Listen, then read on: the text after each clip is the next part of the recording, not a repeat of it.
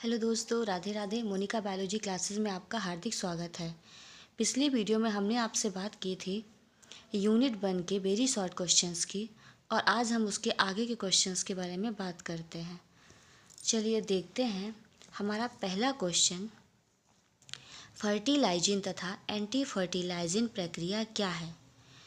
जैसा कि आपको पता होगा, फर्टिलाइजिंग यानी फर्टिलाइजेशन, इसके नाम से ही लग रहा है जैसे कि हम निषेचन के बारे में बात कर रहे हैं। आप हेडिंग से ही आंसर निकालने की कोशिश कीजिए कि किसके बारे में बात की जा रही है। तो फर्टिलाइजिंग यानी कि फर्टिलाइजेशन के बारे में बात कर रहे हैं। तो फर्टिलाइजिंग और एंटी फर्टिलाइजिंग दो केमिकल होते हैं, जो कि एक अंडाणु में होता है, दूसरा शुक्राणु में होता है। इन केमिकल की वजह से ही शुक्राणु जो है वो अंडाणु की ओर आकर्षित होता है और जुड़ करके जाइगोट बनाता है। ठीक है। तो अंडाणु से फर्टिलाइजिंग तथा शुक्राणु से एंटी फर्टिलाइजिंग साबित होता है, जिससे शुक्राणु अंडाणु की ओर आकर्षित होते हैं। जैसे मान लीजिए कि ये एग है, अंडा है, ठीक, और इसके पड़ोस में ये क्या है, स्पर्म है। अब अंडाणु, ये जो एग है, इससे क्या होगा, फर्टिलाइजर निकल रहा है, और ये जो स्पर्म है इससे एंटी फर्टिलाइजर निकल रहा है। अब ये फर्टिलाइजर क्या करेगा, एंटी फर्टिलाइजिंग केमिकल की वजह से ही क्या करेगा, इसे शुक्राणु को और अपनी ओर खींचेगा, जिससे क्या होगा, आपस में जुड़ेगा और जाइगोट बना लेगा। ठीक है। तो फर्टिलाइजिंग तथा एंटी फर्टिलाइजिंग प्रक्रिया में अंडाणु शुक्राणु से जुड़ता है, उसे अपनी ओर आकर्षित करता है। इस प्रक्रिया को फर्टिलाइजिंग तथा एंटी फर्टिलाइजिंग प्रक्रिया कहते हैं। ठीक है। दूसरा क्वेश्चन है हमारा, वृषण के दो कार्य लिखिए। ठीक है। वृषण क्या होता है, मेल पार्ट होता है। इसके दो कार्य होते हैं। नर लैंगिक हार्मोन का स्रावण करना, जो नर में लैंगिक हार्मोन्स होते हैं उनको यह निकालता है। दूसरा, नर युग्मक शुक्राणु का निर्माण करना, और जो नर युग्मक होता है, मेल गैमिट होता है, जिसे क्या कहते हैं, शुक्राणु, ये शुक्राणु को बनाने में भी मदद करता है। तीसरा क्वेश्चन है हमारा, लीडिंग कोशिकाओं के क्या कार्य हैं। ठीक है। तो लीडिंग कोशिकाएं जो होती हैं वो किस में होती हैं, मेल में होती हैं। लीडिंग कोशिकाएं नर में पाई जाती हैं, और ये क्या करती हैं, टेस्टोस्टेरोन हार्मोन स्रावित करती हैं। नर में हार्मोन्स होता है टेस्टोस्टेरोन। ठीक है। इस हार्मोन की वजह से ही आवाज़ का भारी होना, दाढ़ी मूछें निकलना, शरीर पे बाल होना, ऐसे लक्षण इसमें दिखाई पड़ते हैं। तो यह टेस्टोस्टेरोन हार्मोन्स को स्रावित करती है। और दूसरा, यह नर के सहायक जनन अंगों तथा द्वितीयक लैंगिक लक्षणों के निर्माण में सहायक होता है। ठीक। तो वही सहायक जनन अंग नर के बनाता है, और क्या करता है, द्वितीयक लैंगिक लक्षण, भाई आवाज़ का भारी होना, दाढ़ी मूछों का निकलना, शरीर पे बाल होना, तो इस तरीके के लक्षण जो हैं वो लीडिंग कोशिकाओं से ही होते हैं। यह अपने अंदर से क्या करता है, इन चीज़ों को बनाने में मदद करता है। ठीक है। अगला क्वेश्चन है हमारा, पात्रे निषेचन को संक्षेप में लिखिए। पात्रे निषेचन यानी इन विट्रो फर्टिलाइजेशन।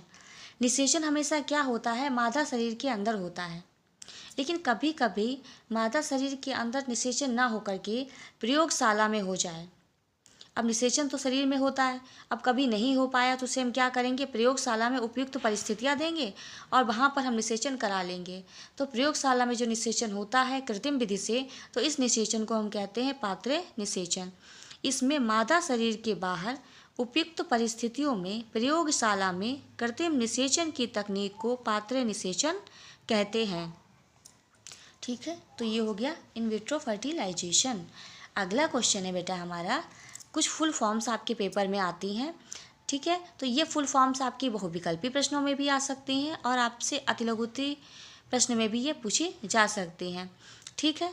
तो फुल फॉर्म क्या है, पहली है IVF। आई मतलब इन, वी मतलब विट्रो, एफ मतलब फर्टिलाइजेशन, इन विट्रो फर्टिलाइजेशन। दूसरी है गिफ्ट। ठीक है। तो गिफ्ट में क्या होगा, इसमें जी का मतलब हो जाएगा गैमिट। ठीक है।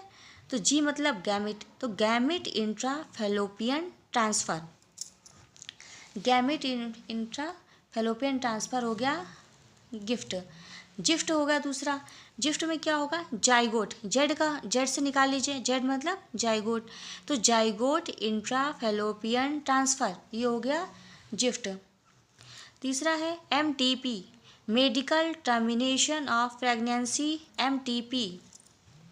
अगला है IUI, intra uterine insemination IUI, ICSI, ठीक है, इंट्रा साइटोप्लाज्मिक स्पर्म इंजेक्शन। बेटा इसमें से IVF, गिफ्ट, MTP और ICSI आपकी बहुत ज़्यादा इम्पॉर्टेंट है, ठीक है।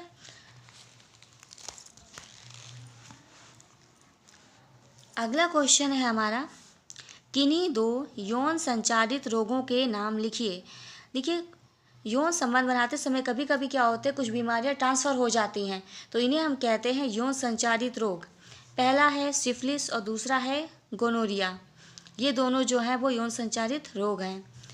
अगला क्वेश्चन है हमारा, सर्टोली कोशिकाएं क्या हैं। देखिए बेटा कभी कभी जब स्पर्म बन रहे होते हैं तो स्पर्म को बनने के लिए क्या होता है, एनर्जी चाहिए होती है, पोषण चाहिए होता है, ठीक है। तो शुक्राणु जब बनेंगे तो उन्हें पोषण देने के लिए कोशिकाएं होती हैं, तो इन कोशिकाओं को हम कहते हैं सर्टोली कोशिकाएं। सर्टोली कोशिकाएं शुक्राणुओं को पोषण प्रदान करती हैं, ठीक है। अगला क्वेश्चन है, अंड जनन क्या है। अंडाणुओं के निर्माण को अंड जनन कहते हैं। इसके नाम से ही निकाल लीजिए क्या मतलब है। अंड मतलब अंडे की बात हो रही है, जनन मतलब बनना, तो अंडाणुओं के निर्माण को अंड जनन कहते हैं। अगला क्वेश्चन है बेटा, भ्रूण को सर्वप्रथम गर्भाशय से जोड़ने का कार्य कौन सी झिल्ली करती है। ठीक है, तो भ्रूण क्या होता है, माता के शरीर से जुड़ा होता है, जहाँ से उसे क्या होता है, पोषण मिलता है। ठीक है, तो पोषण जो मिलने के लिए माता से बच्चे को जो पोषण मिलेगा तो वो एक ट्यूब से जुड़ा होता है और इस ट्यूब को हम कहते हैं प्लेसेंटा। ठीक, तो कौन सी झिल्ली होती है, प्लेसेंटा। इससे बेटा आपका ऑब्जेक्टिव भी बन सकता है और अति लघु उत्तरीय प्रश्न भी बन सकता है। अगला क्वेश्चन है, मारुला तथा ब्लास्टुला में क्या अंतर है। तो मारुला तथा ब्लास्टुला में क्या अंतर है।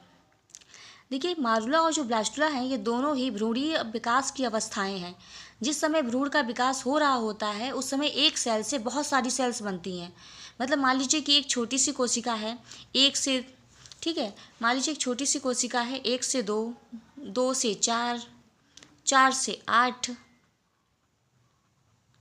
8 से 32, तो ये 32 कोशिकाओं का जो क्या होता है, जब 32 कोशिकाएं होती हैं तो ये गेंद की तरह संरचना बन जाती है। जैसा लगता है कि जैसे एक ठोस गेंद हो, ठीक है, जब एक ठोस गेंद जैसी लगती है तो इस अवस्था को हम कहते हैं मारुला। ठीक, इस अवस्था को हम मारुला कहते हैं। और जब यही क्या होती है, मारुला से ब्लास्टुला में पहुंचती है तो इसके बीच में एक छोटी सी गुहा यानी कैविटी बन जाती है। ठीक, तो इसे हम कहते हैं ब्लास्टुला। तो ठोस गेंद जैसी होती है अवस्था तो इसे हम कहते हैं मारुला, और इसमें कैविटी बन जाती है तो इसे कहते हैं ब्लास्टुला। मारुला कोशिकाओं से बनी ठोस गेंद की तरह रचना होती है। ब्लास्टुला में क्या होता है, ब्लास्टुला में ब्लास्टोसील नामक गुहा का निर्माण होता है। तो इस तरह से मारुला और ब्लास्टुला जो हैं ये दोनों अवस्थाएं भ्रूणीय विकास की हैं। ठीक है, आशा करते हैं बच्चों आपको हमारा वीडियो पसंद आया होगा और आपकी तैयारी बहुत अच्छी चल रही होगी। आपके एक बोर्ड के एग्ज़ाम्स आने वाले हैं तो बहुत अच्छी तैयारी होनी चाहिए, है ना। तो इसलिए आप हमारे वीडियो को देखते रहिए। ये शॉर्ट क्वेश्चंस हैं आपके, आगे के क्वेश्चन हम आपको अगले वीडियो में बताएंगे। Thank you.